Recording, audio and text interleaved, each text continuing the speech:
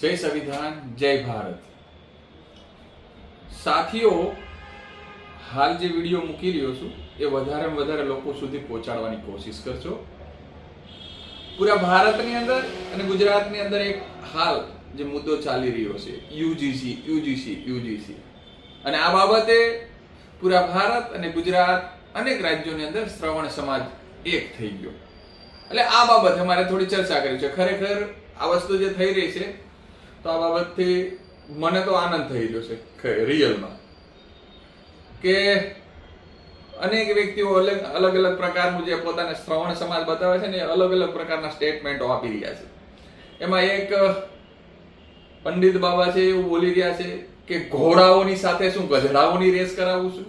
તો મને સારી લાગી આ બાબત, કે ખરેખર જે શ્રવણ સમાજ છે એની સિવાયના જે એ શ્રવણ છે એમને જવાબ આપવાનો છે કે ચલો શ્રવણ તમે 15% શ્રવણો છો તો બાકીના શું છે, અવરણો છે, રાક્ષસો છે, પલિતો છે, શું છે એ શબ્દનું નામ તમારે આપવાનું છે।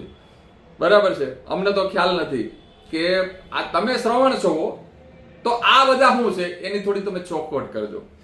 સાથે સાથે આ રાષ્ટ્રને તમારે હિન્દુ રાષ્ટ્ર બનાવવું છે તો આમ તમે એમ કહો છો કે ગર્વ છે કહો હમ સબ હિન્દુ એક હે, તો આ લોકો હિન્દુ છે કે નહીં?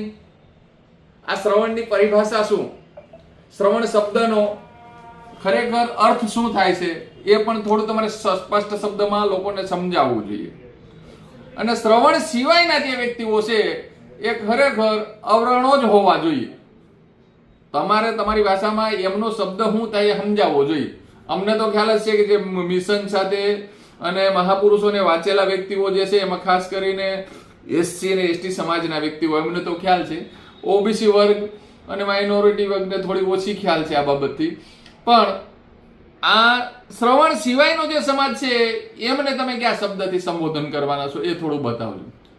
અને હવે એક તો નક્કી થઈ ગયું કે શ્રવણો છે એ જ હિન્દુઓ છે, બાકીના આ બધા છે એ હિન્દુ નથી, એ તમે સાબિત કરી દીધું। સારી બાબત છે। અત્યાર સુધી એસસી એસટી એક્ટને લઈને વિરોધ કરતા હતા, હવે તમે યુજીસી ને લઈને વિરોધ કરો છો। અને ભાઈ ખરેખર જો અત્યાચાર તમે કરતા જ નથી તો વિરોધ શા માટે કરો છો? જાતિવાદ થતો જ નથી તો વિરોધ શા માટે કરો? પણ મને ઉપાધિ એ વાતની છે કે આ શ્રવણો છે એક થઈ ગયા ને, શ્રવણો પાછા હું પોતે બધા એક જ સોસાયટીમાં વસવાટ કરી રહ્યા છે। આ જેટલા શ્રવણો એક થયા, મને તો ખ્યાલ છે મારા જ શહેરની અંદર શ્રવણોમાં ઘણા ખરા ઓડિયો વાયરલ થાય કે અહીંયા બ્રાહ્મણોને મકાન નહીં આપવામાં આવે, અહીંયા બીજાને ક્ષત્રિયોને મકાન નહીં આપવામાં આવે। આ ચોક્કસ જે શ્રવણો છે એમાં અંદરો અંદર એ ભેગા નથી રહેતા, એટલે સારું છે તમે ભેગા થઈ રહીશું।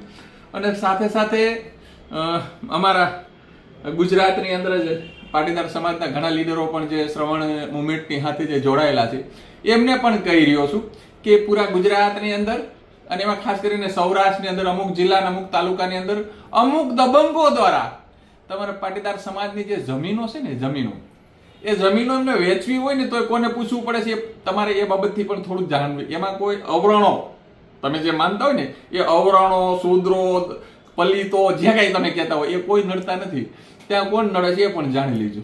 આ બાબતથી મારી પાસે બહુ જાજા પુરાવા છે। પણ તમે સારી બાબત કરી કે તમે શ્રવણો તો એક થઈ ગયા, એટલે અમે અમારા અવરણોને અમે એક કરી લેશું। અને ઓલા પંડિત બાબાએ સારું કીધું કે ઘોડાની રેસમાં હું ગધેડાઓને મોર કરી દેશો, એટલે અમારા ગધેડાઓ છે એટલે ભેગા નથી થતા, પણ આ ગધેડાઓ જો એક થઈ ગયા ને તો એક પાટું એ કોને ક્યાં ફેંકી દેવાની કોઈ નક્કી નથી। પણ સારી બાબત છે, તમે ગધેડાઓ તો કીધા એટલે મને આનંદ થયો કે આ શ્રવણો એક થઈ ગયા ને અવરણો છે એ ગોટાળા ચડેલા છે। અમારા સૌરાષ્ટ્રમાં એક કહેવત છે કે વહવાયું વરણમાં નહીં અને ગધેડું ધણમાં નહીં। આ વહવાયાઓ એક નથી થતા, હું શબ્દ ખબર નહીં, આ વહ શબ્દ